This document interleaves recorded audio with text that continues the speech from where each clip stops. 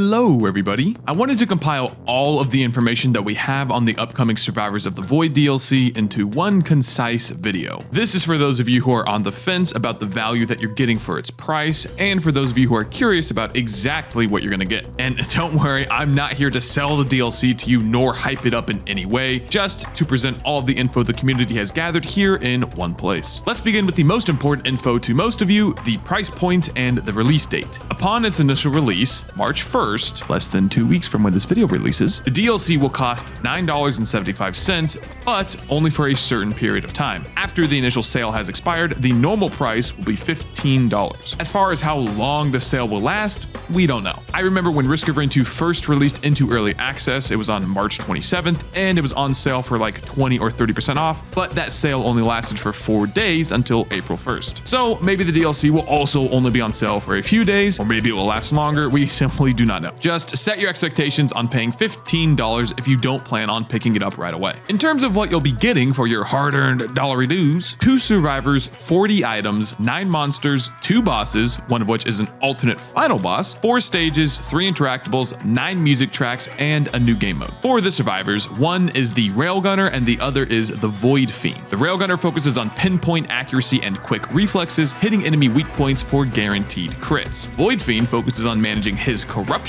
and once it reaches 100%, he then transforms and modifies each of his abilities in various ways. If you'd like to see the specifics on both DLC survivors' abilities and playstyles, check out these 2 videos. Links below. For the rest of the new stuff, I'll be referencing this Google document made by a couple members of the community, Ratbag and the Grove Tender. So big thank you to you, as well as any and everyone else who has helped compile and format all of this stuff into one document. A link to it is in the description below. For the 40 new items, there are confirmed to be 5 commons, 5 uncommons, 6 legendaries, 4 lunars, 5 equipment, and 14 void items. For the mathematically astute of you, you'd have noticed that that only adds up to 39 new items. Where that last one is, I have no idea. In terms of specifics, I'll only go over a few items, as again, a link to the document with all of the info is in the description. The oddly shaped Opal is a new common that grants 100 armor per stack while you are out of danger. This functions the same as the Cautious Slug, where if you are dealing damage, the Opal will continue to affect you, but after you take damage, the effect will cancel. Another common is the Mocha, which slightly increases attack and movement speed per stack. The document doesn't have the values listed, but I'd imagine it's anywhere between 5 and 8% per stack. A new uncommon is this barbed harpoon looking thing. We don't know its name nor the exact numbers, but we do know that it grants a move speed buff upon killing enemies. Just going by the buff icon, it clearly stacks multiple times, but whether or not these stacks increase the duration or the effect of the buff is unknown. If I had to guess, I'd say the item itself has a cap on the movement speed it gives you, maybe 5 or 10 stacks, independent of the number of harpoons that you have. All that stacking the buff does is increase the time before each stack begins to fall off. We also have the regenerating scrap, which simply grants a free uncommon scrap to use at a printer once per stage. I'd imagine that multiple stacks of this item gives multiple scraps for you to use, and that they would all regenerate upon reaching the next stage, not just one per stage. For legendaries, the Pocket ICBM causes you to fire 2 additional missiles, and if you stack it, each missile also gets a hefty 50% damage boost. Now, what I was wondering when this was first revealed, and what seems to be confirmed from this document, is how the 2 additional missiles line actually functions. You can see here from this engineer clip that 6 target reticles show up instead of the usual 4, and when the engineer fires, a metric butt ton of missiles come out. This is because the +2 missiles applies to every component related to missiles. When he targets, each reticle represents 1 missile, so he gets 2 more reticles, and when he actually fires, each missile also gets 2 additional missiles alongside it. There aren't just 2 additional missiles to the total amount. So that baseline number of missiles goes up to 6 from 4, and each of those 6 missiles also get 2 additional ones, totaling to 18 missiles in a single barrage. Now, I can't tell what the exact damage numbers are here due to the quality, but the Titan is full HP and gets chunked to almost exactly half from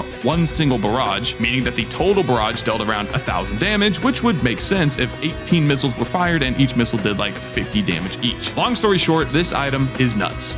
So much for remaining objective. For lunars, we see that lunar item printers now exist, so that's a thing. For void items, these guys are special versions of existing items that are obtained via void cradle interactables that randomly spawn in each stage. So far, we've only seen cradles opened via spending HP HP, similar to blood shrines, and there don't seem to be any restrictions on when and where these things can spawn. One thing to note is that when you open a cradle, it simply chooses a random void item and does not take into account the items you currently have in your inventory. This means, for example, that you don't need to already have a stack of Lensmaker's glasses to get the void version from the cradle. If you do pick up a void item, however, each stack of the normal version that you find afterwards will be converted into the void vision once you pick it up. Moving on to new enemies and stages. Siphoned Forest is a new stage 1, Aphelion Sanctuary is a new stage 2, and Sulfur Pools is a new stage 3. We don't know much about what these stages contain in terms of the secrets or specific interactables to find, but we do know that they contain a mixture of both old and new monsters. Speaking of monsters, say hello to the Blind Pest, Gup,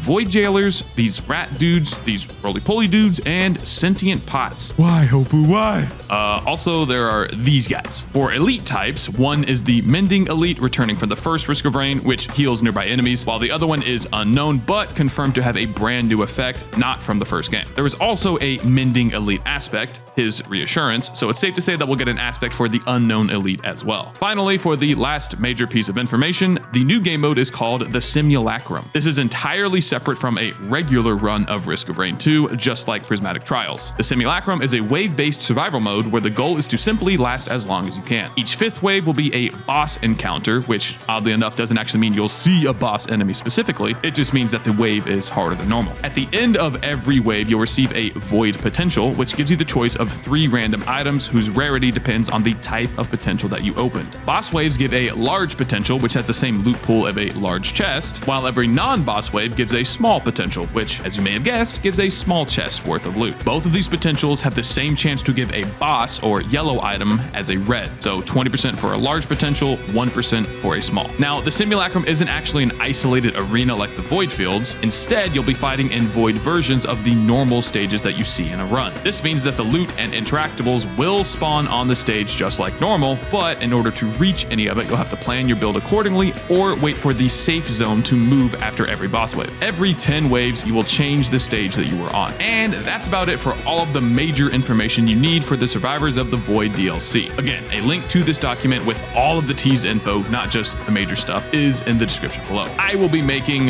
shall we say, numerous videos once the DLC drops, with a lot of that content happening live over on my Twitch stream. You can check that out at twitch.tv/WoolieGaming, and also consider joining our Discord server. Thank you for watching.